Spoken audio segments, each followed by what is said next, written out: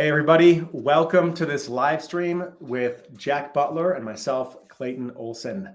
Today we are going to be talking about the power of coaching.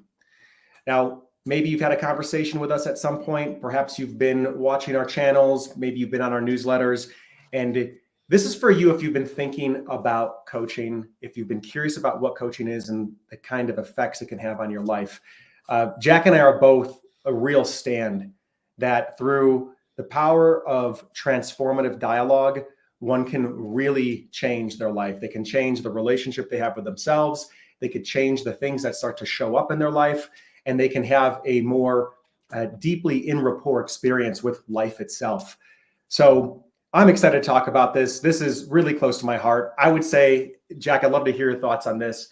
You know, across all the different things that I do for my business, my relationship changes a lot with maybe creating content and writing emails and some of the admin stuff and maybe even some of the marketing. But for me, like the power of being in dialogue with people, it's really what keeps me coming back to this work again and again. And so anyway, I'd love to hear what your thoughts are and what you're thinking about today's call. Today's session. Well, firstly, thanks for having me. It's good to be here with you. Hello to everyone. If you're here live or you're joining us after, thanks for being part of this conversation. I actually was on just a call with someone earlier. It's like a get to know someone call. And I was reminded in that 20 years ago, I wanted to be a coach. And people thought I was kind of crazy. I didn't really know what it was. And, you know, I'm happy I persevered with that. I think it's a very privileged role to be in, to work with people as their partner in development. So coaching has been powerful in my life. I had an integral coach 12 years ago that put me on a different track in my life as my life was really unwinding and a new me was coming on board. And that's probably how I most think of coaching, and the way that I approach it is, how do we help cultivate the new you that is ready to come online? New ways of being, new identities, and perhaps the you that you don't even quite know what it's going to look like, but perhaps there's glimpses, there's graspings, there's murmurings. I really like being the support and guide and challenger of people in those spaces, as particularly a more authentic them is ready to be born. So yeah, coaching has changed my life. I've changed people's lives through coaching. I love that I get to do it, and I'm happy to be riffing with you on it.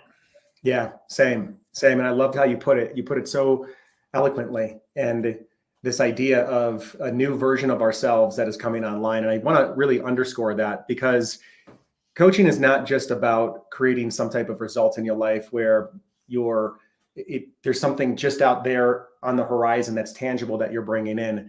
But it really is about doing the deeper excavation that is required to create a space within yourself for those things that you're wanting to start actually coming into your life naturally. And I think that's worth double clicking on, because it also just names in many ways around how this works from the inside out. That it's not just about changing your behaviors. It's not just about doing new habits and practices and getting new tools. And I think the work that you're talking about, and the work that I love to be a steward in, is helping people fundamentally shift and expand into a new sense of self that transcends and includes an old version of themselves. Right? But way more flexibility, resourcefulness, and that person really having their own back comes online in a way that maybe it's never been there in their entire life. And from there, everything changes. Yes, that's a great way of putting it. Yeah, particularly in the realm of, if you're listening to this and you've often wanted someone else to be there for you, and maybe you have that in your life right now, or maybe you don't. What you're pointing to is the ability to be there for yourself, which for some people listening right now will be a little bit of a foreign concept, like really having your own back. Yeah. Life looks different when you're there with you, right? Even if you're going through tough times and struggle. Yes. Coaching won't stop you going through tough times and struggles, although it may have you realize that if you can come to it with a new way of being you, sometimes the thing you're struggling at naturally is going to relax. So yeah, before this call, I wrote this down. that coaching is about helping people really have their own back in life, and that a lot of the suffering that one experiences comes from the ways that we turn against ourselves Yes. in the face of uncertainty or unexpected results, right? There's the thing that happens or that doesn't happen that has us get, perhaps maybe triggers fear, or Yes. move into a place of scarcity, or has us realizing we need to ask different questions and change the way that we're showing up. And in that mode, there is so many ways in which the negative self-talk kicks in, some really old archaic beliefs surface, and we can really put ourselves through hell in that, which just adds so much more weight. I'd say 90% of the suffering comes from that, if not all of it. And so, like Jack's saying, it's not that suddenly you're going to be living just an easy life where tragic things don't happen or where challenges don't exist, but who you are in those challenges and the way that you dance with it change fundamentally. It's great language. Love it. So, a question over to you. What do you think are some just misconceptions about coaching? Like, another way of saying it is, what is coaching not, that maybe when you have spoken with people in the past, they think it is, but the way they're looking at it might be not correct? Yeah. Probably the most common one would be to conflate coaching and consulting in some way, right? So, consultant, in a sense, is giving advice and probably giving you like a script or a set of tactics, or maybe even helping you like execute something. But they're not necessarily going to be interested in your deeper way of being. So in a way, we use this distinction, horizontal and vertical is one way of talking about it. Most consulting will be horizontal. It might have you build some skills, but they're probably going to be skills that don't really require a fundamental shift in the sense of self, right? So you could develop your skills. We're talking about marketing owners, a marketer, you could run faster, you could lose weight, you could push more weights at the gym, lots of things that don't really require a shift in the more fundamental sense of self. I think you and I typically are working with people where we're going to be doing that deeper excavation of self to find out what is the more true, real, and essential self. You were talking about suffering, and a lot of times we're suffering because of something that we take to be ourselves that is actually not self, or it's an adapted strategy or a personality or a trauma or something that it might be super habitual and feel very comfortable, but it's not necessarily now the true way of showing up. So Could I think you that's blend that with an example? like something that's not self. Yeah, exactly. That, because what you said, I think, is really potent. And if for anybody that's hearing that language for the first time, what would be an example of how that would show up? So I'll talk to people, and they will rightly, in some ways, identify like, well, I'm a people pleaser. But maybe they're not doing the next level of examination to say, well, is that fully true? Or is that a way that you know how to show up in the world that is not actually true to your deeper self? Like it's a strategy. It gets you something. It gets you people liking you. It gets you perhaps love, attention, support. It means you don't have to create conflict with people. But you probably learned to do that. It's not that is, that you were put on this earth by, divine incarnation, or however you think of that, to be a people pleaser.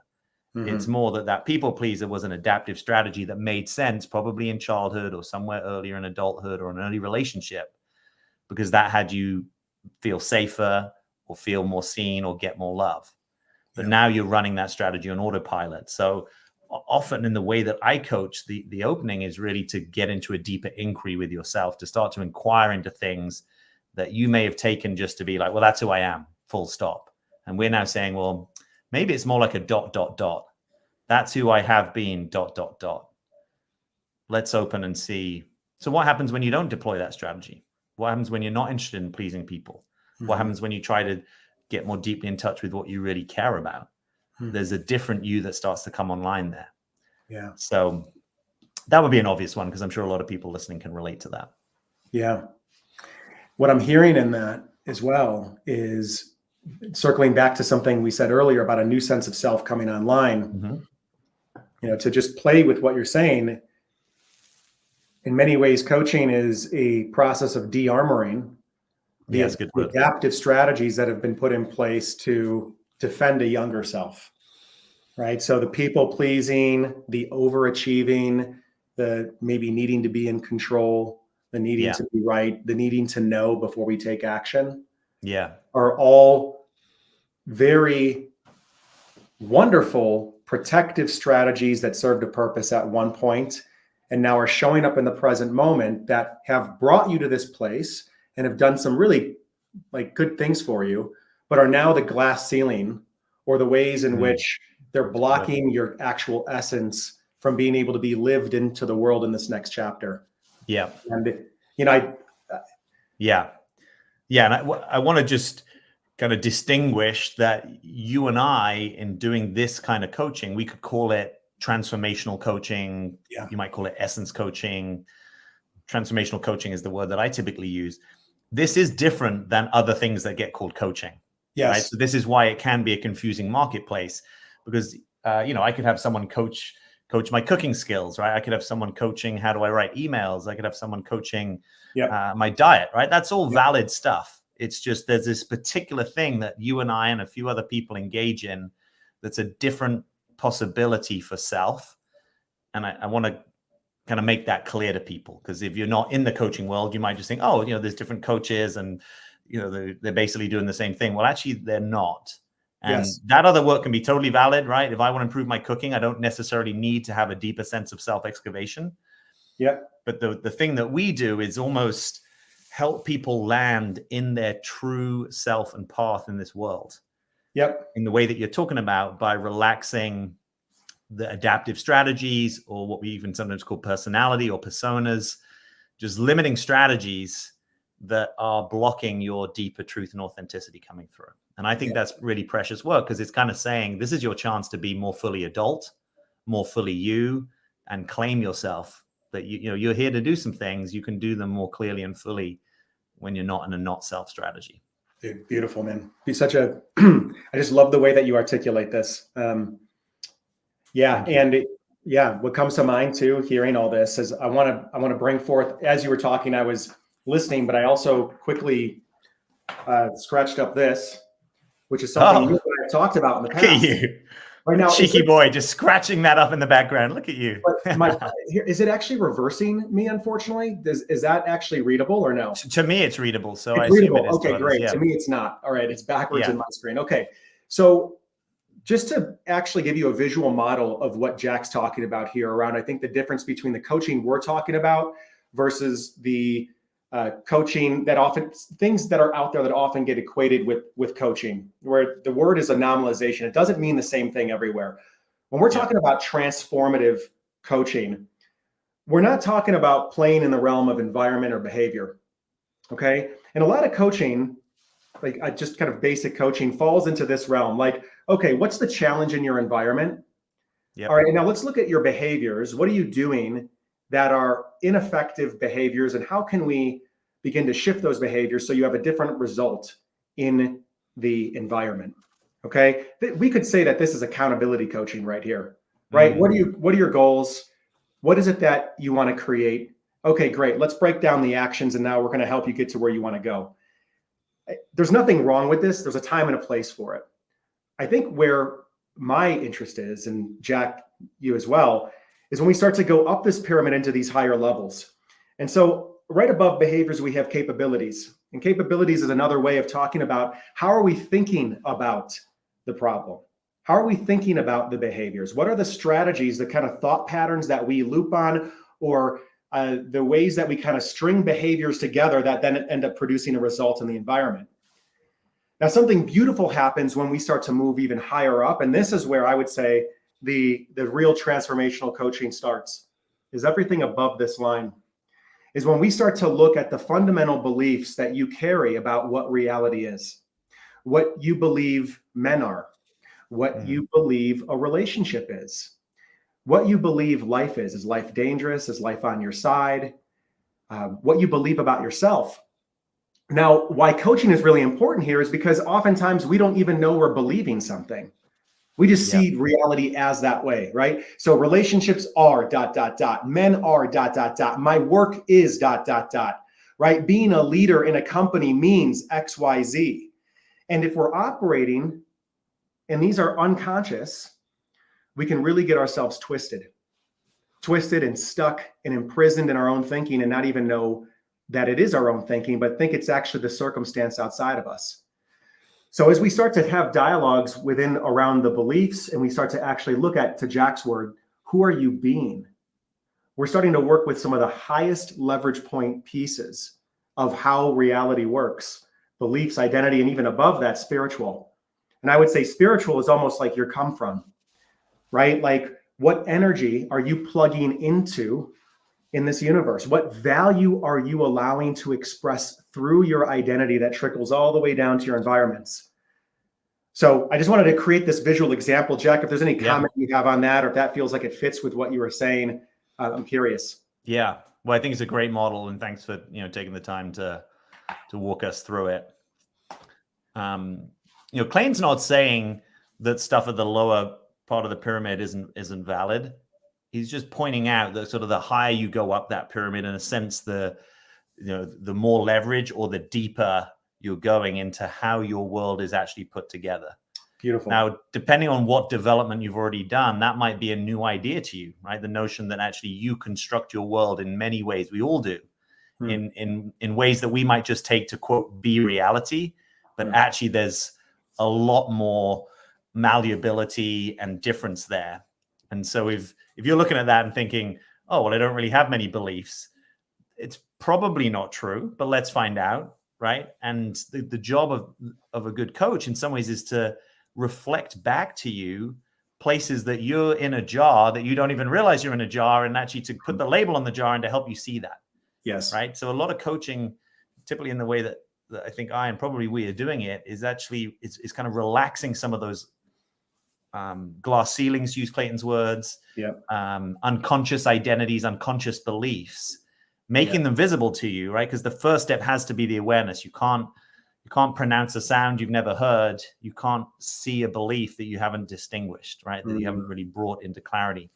And then in the way that I work, it's often helping people develop new ways of being, which we sometimes do through practices and assignments, so that they can start to create more lived experience of this new way of being, right? So it's not just some kind of idea that is only in the conversation between us, that you're actually getting to experience this new way of being. What's it like to relax that people pleaser? Well, let's have you going out in the world and consciously trying to do that. It doesn't have to be perfect practice, but deeper development, typically in my experience, it doesn't just happen in the moment. It happens through lived experience and new ways of being through time, you know, which is why I think you and I both coach people through programs, right? Packages, where it's like, yeah, we're going to work together for 6 months, 3, 6, 9 months.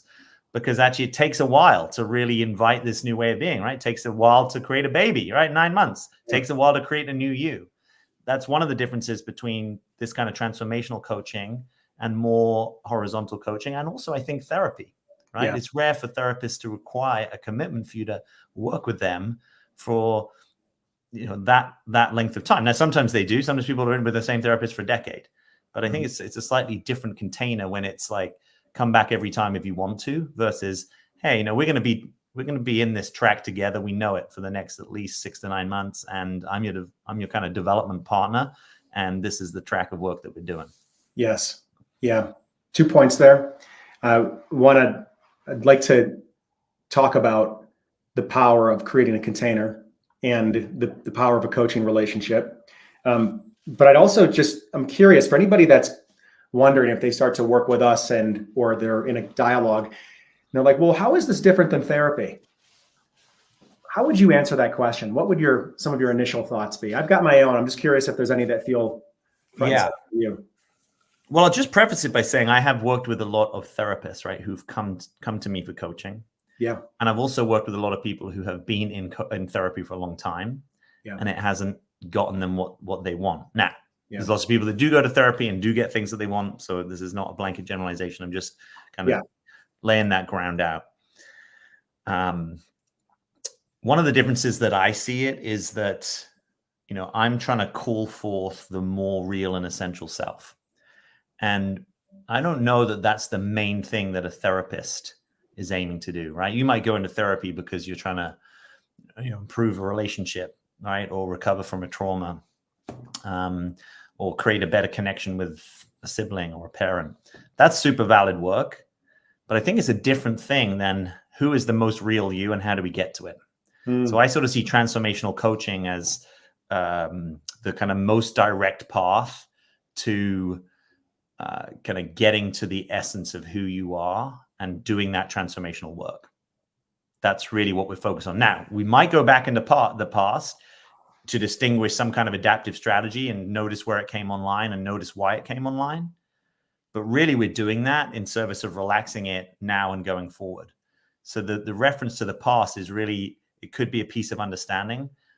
I personally am not spending a huge amount of time digging deep into the people's past, because the way I look at it, it's a bit like if I go to a body worker, right? I could give them a super detailed history of everything that's happened to my body, or they could look at my body right now and start working with it and notice the patterns that are most present and start relaxing those patterns.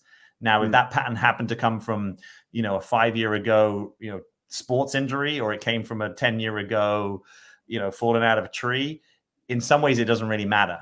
I'm not interested in the story. I'm interested in how do we actually release that and get you moving forward.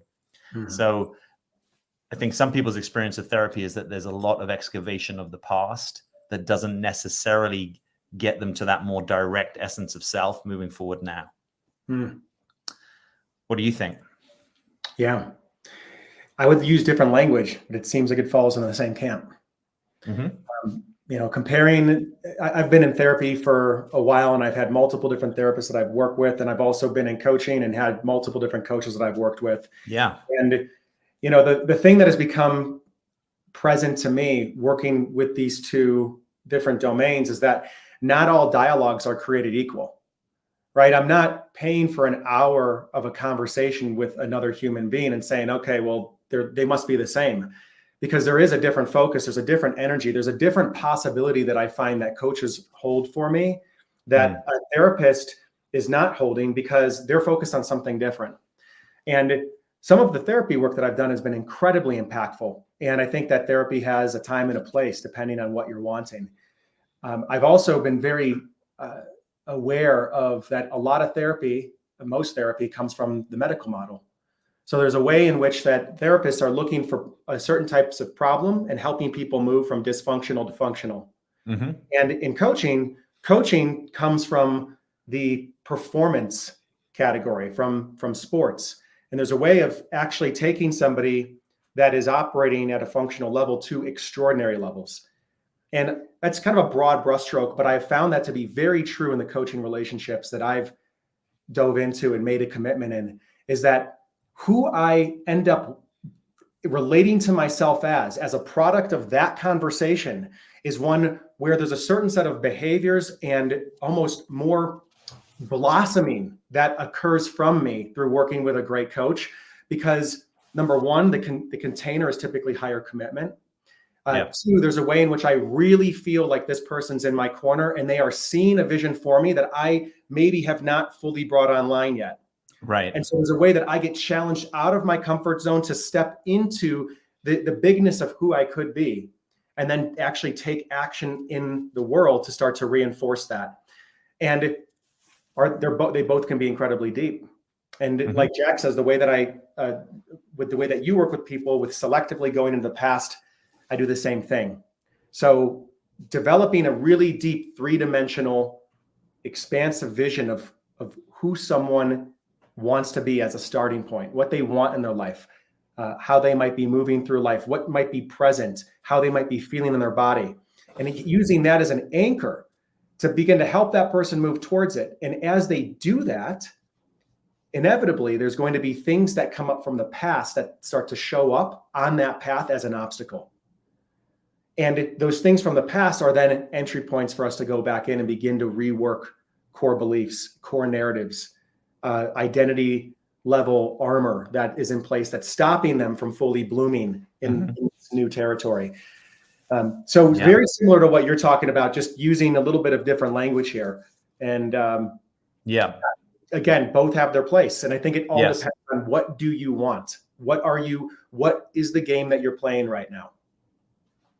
Yeah. Yeah. One of the ways that people might become interested in coaching is when they're getting to the limits of their worldview. That almost, use this sort of language, map of reality, that the way that you're thinking about reality is starting to break down in some ways. It's like, it could be that you have been, super focused on your career and it's been working in some ways, but you're kind of hitting this point where it's no longer meaningful to you, right? Yeah. So now you're ready to enter a conversation about what would a more meaningful, fulfilling way of being be. Yeah. And you wouldn't have been necessarily ready for that conversation 3 years ago because you were, at the high point of, really maxing out what you could do in this particular career track. And the questions wouldn't have resonated with you, right? So sometimes the time to get into coaching is if there's something that's in your world or worldview that's no longer really making full sense to you, or you kind of get this, it's a sort of slightly unfortunate word in some ways because there's other connotations, but I sometimes use this word kind of, groping for the future, right? This sort of sense that there's kind of like a new thing, like something's not quite computing about how I've done life up until now. That's a great time to consider working with a coach, because particularly a coach who's in this sort of transformational territory, because they may have spent more time than you at this kind of next level of reality that you're ready to pop into. Yeah. And one of the quickest ways to accelerate development is to get into regular contact with someone who has already inhabited that kind of development. Yeah. Right. That's where coaching can be, immersive and powerful. You can also get into those, relationships around you, right? You can change your peer group. You can change your friendship groups. The great thing about coaching, though, is that it's fully dedicated to you and your development. Like that's the only thing that we're talking about. So that can also be a power of coaching. And I think both you and I offer people the ability to say, hey, let's get on a call and explore. Let's discover and see if this type of coaching is a good fit for you. Yes. So there's no risk to having that kind of conversation, right? It will help you in and of itself. And it may just be the beginning of a life-changing program for you. Yeah. So if that is a tool of interest, I think you're going to actually give people links, right, to be able to apply to coach with us. Check that out beneath this video, because it's a great opportunity. Like I say this, without any hint of irony. Like I would take Clayton up on that opportunity, and I would also take myself up on that opportunity. That's a great use of 30 to 60 minutes of your life. I am posting these links below. I'm realizing if I do them both at the same time, it collapses them. So I'm posting mine and yours. And yeah, if you're just joining us right now, excuse me, if you're just joining us, Jack Butler and I are talking about the one thing that you need to do before the year ends. And that is, in many ways, what we're saying is to get really curious about what your next level of development is. And to begin to look for, okay, what is it that you're wanting to create in this new year that is perhaps more of or different of or a transformative aspect of 2023? What do you want to create in the realm of relationship, in the realm of your professional life, in the realm of your business? And is coaching something that you see that could be supportive in that?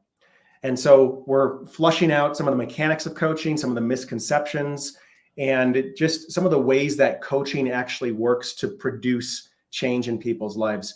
If you're interested in engaging in either one of us with for a dialogue where we can spend some time with you and just really flush out what we're seeing, give you some value right there in the moment, and possibly explore what a longer term relationship would look like as we support you going into this new year, both of our links are in the description. We'd love to have a conversation with you.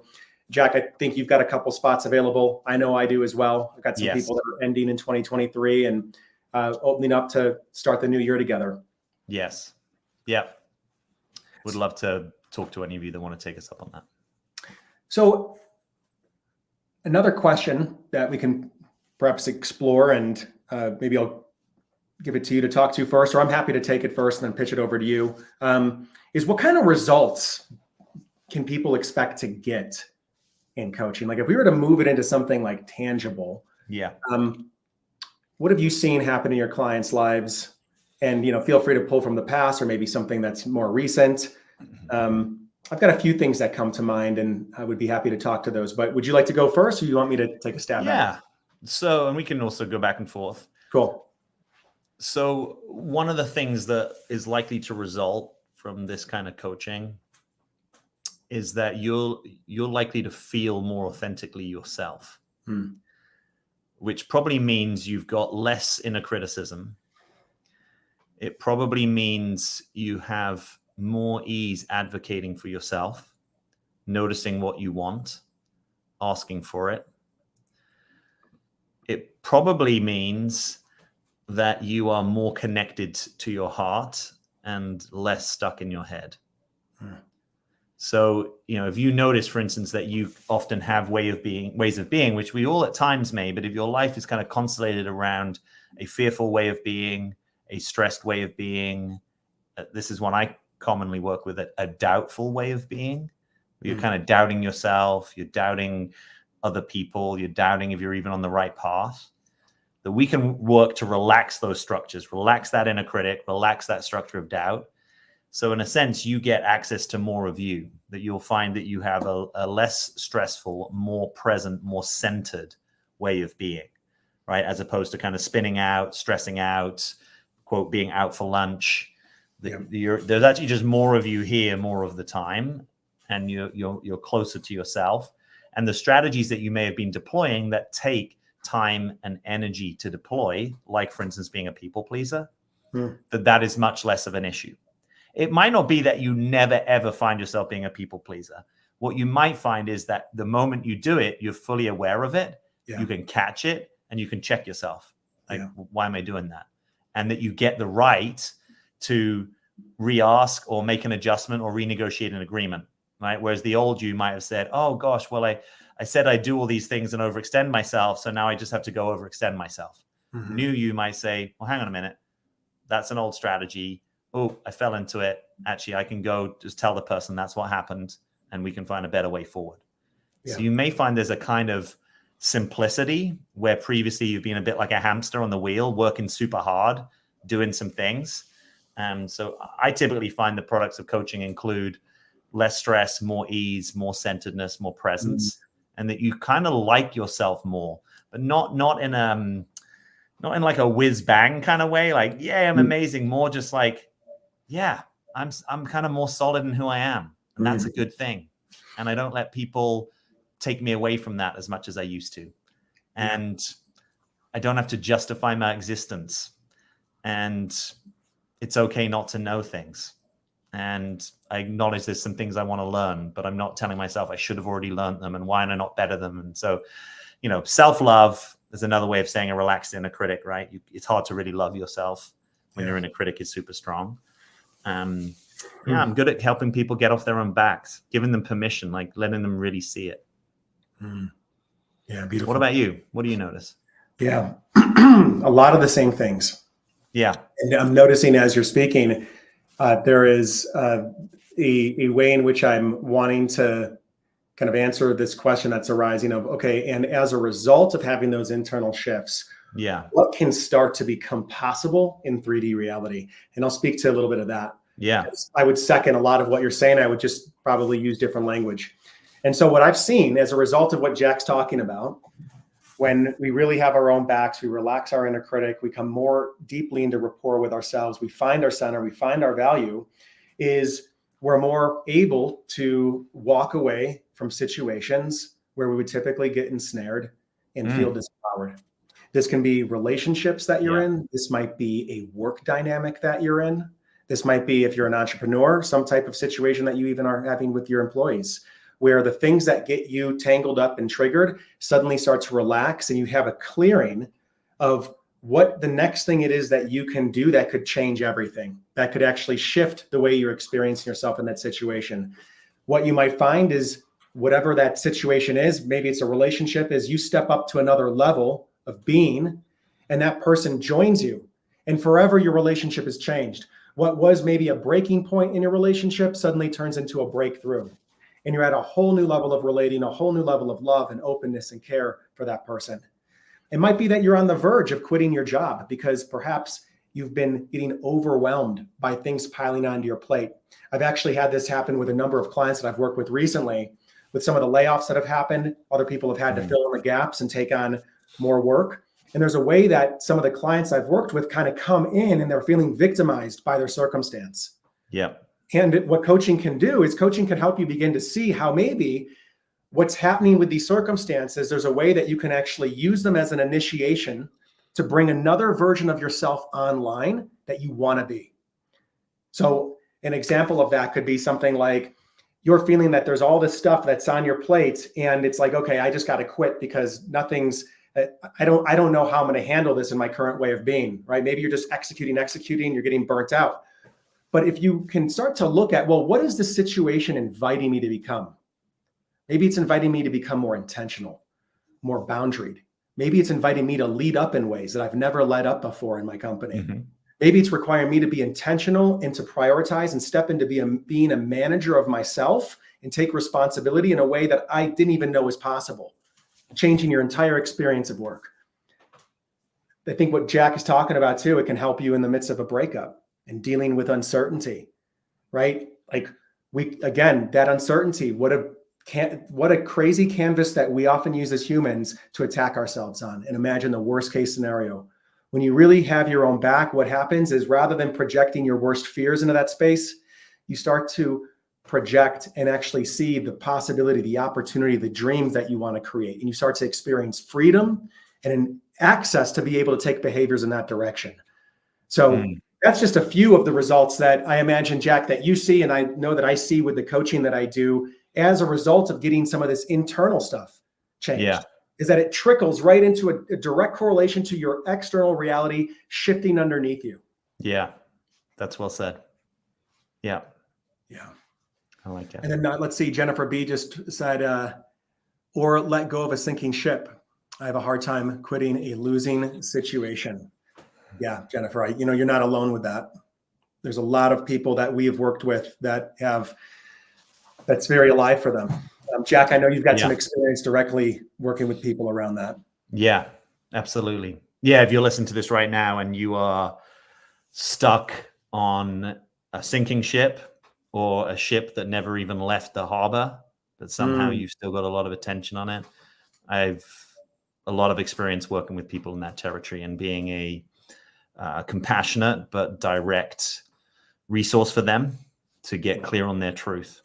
Yeah. And nearly always in those situations, there is, back to the pyramid that Clayton was showing you, there is some stuff in this identity level way of looking at yourself that is getting in the way, right? There is some kind of narrative or lack of ability to claim your own authentic truth.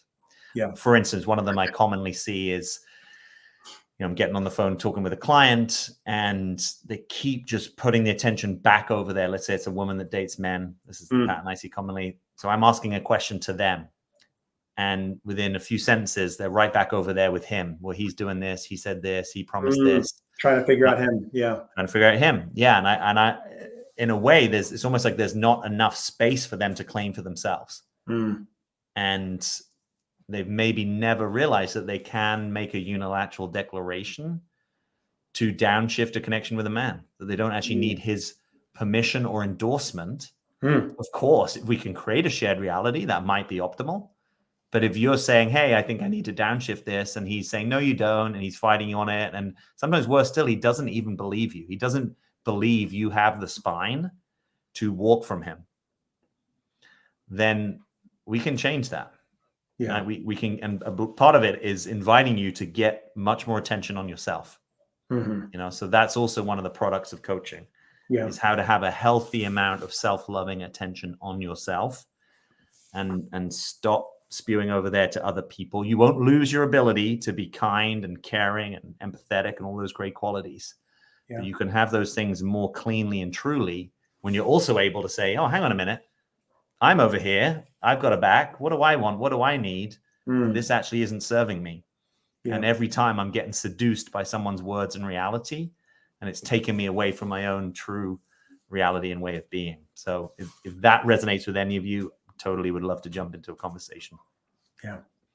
And the links are in the chat right now. So if you would like to have a conversation with either of us, Jack's link is right there, and mine is as well, to fill out an application. We'd love to have a conversation, even if it doesn't turn into a coaching relationship. You know, where I love meeting new people Yes. that are interested in this type of work. It's me too. You know, everyone's cut from a very similar cloth. If you're here and you're still have been listening for the last 40 minutes, you're different than the average person. That is because there's a certain level of curiosity and exploration as a value that you have, where you're willing to take responsibility, you're willing to work on yourself and update your programming, even if you don't know how yet. And I know some of you, you're not novices. You've been working at this for a while. Yeah. Yeah. You know, I was going to just one super quick thing, just related to that. Like, I have a hard time quitting a losing situation. So I would get curious about what's going on there. And sometimes there's this idea of, in order to be loyal, I have to like stay in some kind of often covert agreement with someone. And we can actually expand what it maybe means to be loyal to actually include your loyalty to yourself. Yeah. Right. Or sometimes people won't let go of a losing situation because they're attached. They saw it go in a certain way. I see this commonly. Maybe you do as well. Like, you know, early on, he was promising this, he was saying that. We talked about this. We talked about living together. But actually, that ship has not. It's not that it even sailed. It just never came into reality. But you're still attached to an idea of how it's going to go. And so the development there for you might be being less attached to your view of how things have to go and getting much more curious about what actually is happening. I call that sobriety. We sometimes call it non-attachment, but whatever you call it, just seeing things for what they are is a real developmental cornerstone, particularly if you're someone who tends to get attached to ideas or people in ways that don't serve you. Mm-hmm. So you might think this is about him, but typically there's going to be a track of development in the background here that we could point out all sorts of other things that you're attached to, even if it's just you were attached to, you know, how your boss is going to speak to you, or where the company's going to go, or what's going to happen when you get home from work. That there's a real piece of development there to be less clinging and gripping of reality. And when you do that work, you find you're fighting reality less. And most people prefer to not fight reality, because reality only wins 100% of the time, as we say. So, yeah. To underscore something you're saying here, which I think is really important, from what I've seen with clients, oftentimes the difficulty of letting go of a losing situation is they feel like they're really going to end up like just net negative, right? It's like, at least I have something here. I have a semi relationship here, or let's say that, you know, I'm kind of safe in my work, or I'm safe with this dysfunction in the business that I'm working in. Like, I'm able to survive it. It is miserable, but you know, if I change something, I could risk everything, right? Or if I lose this person, then, you know, I'm left with nothing. So it's actually, it's a loss aversion. It's a loss of something, exactly. But what Jack is saying here, and it's really important to get, is that when you start to focus on the line of development as the thing that you are gaining, that you're creating, this situation is an initiation for you to bring on something that is going to be a permanent fixture in your life internally, that will allow you to handle any type of these situations later with greater resourcefulness and creativity. You start to be able to let go of these things externally, and you allow the declaration that you're making to the universe and to yourself to come online and be the prize that you gain, that you might not be able to put into a wheelbarrow, like a human being or a relationship or something, right? But you get to put it is a invisible, intangible gift that you give yourself. And when you can really get caught up on that, and that's what you start to focus on. You don't see it as a net negative. You see it's like, oh wow, like look at what look what opens up to me as a result of facing this. Right. Thank you for the universe for putting this difficult initiation in my path so that I could learn permanently this piece of development that's super valuable for me. Yes. Yeah. Yes. Beautiful. Jennifer B says she took Becoming the One course. Oh, right on. Broke her heart and changed me. Yes. Attached to outcome. Thank you, Jennifer. Yeah. Yeah. Beautiful. So I know that we're about 45 minutes in, and Just looking over a few notes that I have here. Is there anything that you want to speak to that you feel that or any question you want to ask that you feel like it has not been asked yet? Anything that would be important to bring into this as we start to round the corner on the final minutes of this conversation? I'm actually feeling fairly complete. I think we've done a good job of laying down the territory. I would just invite people, if you're at all curious, click one of the links, check it out, have a call. It's going to be useful time. You're going to get a deep level of listening from either one of us. And that's going to be a space that you can talk into. Sometimes you might have something that you haven't really talked out into reality, right? Maybe there's a hidden curiosity that you have, right? Or maybe you're in one of these situations where you're stuck on someone, but you kind of feel a bit ashamed about it and you don't really talk about it to your friends because it's not really on their radar. This can be a confidential space for you to start to get really focused on you and your development and what you're bringing into 2024. Yes. So this is a potent time, right? We're just about to go en masse through a ritual called the New Year. Mm-hmm. On one level, there's, it's just a day different, December 31st to January 1st, but it's, socially and collectively, it holds potency to bring new intention into the new year, So this is a really powerful time to engage in coaching.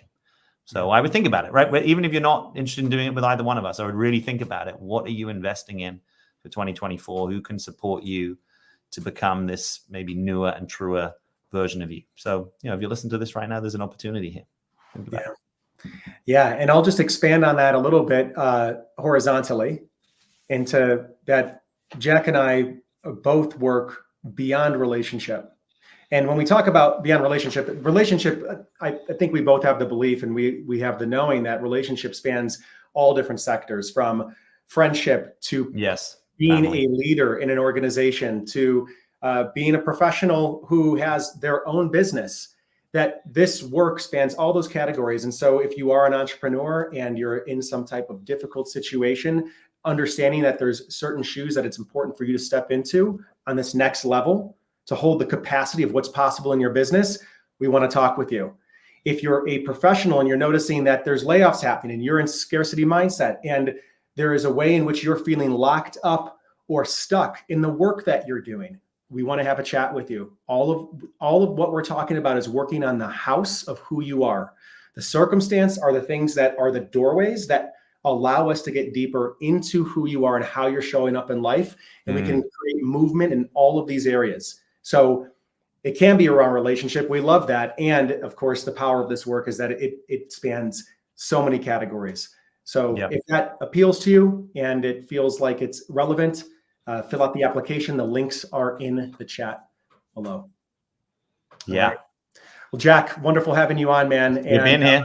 Yeah. I love hearing how you contextualize coaching and what you do. It helps me look at what I do from different angles and find places that are the same and different simultaneously. And it's always a pleasure having you on, man. Yeah, man. Always good to talk. Always enjoy the back and forth and it almost feels, sometimes like we're kind of two vines, right? We're sort of weaving in a very similar direction, but with slightly different concepts and language, but sort of the same general thrust of inviting people into their own deeper truth and potency. So absolutely. Okay. Yeah, thanks everyone for tuning in as well. And if you all, hung out this long, thank you. And we look forward to speaking with you if it feels aligned. All right. Take care. Right on. Bye guys.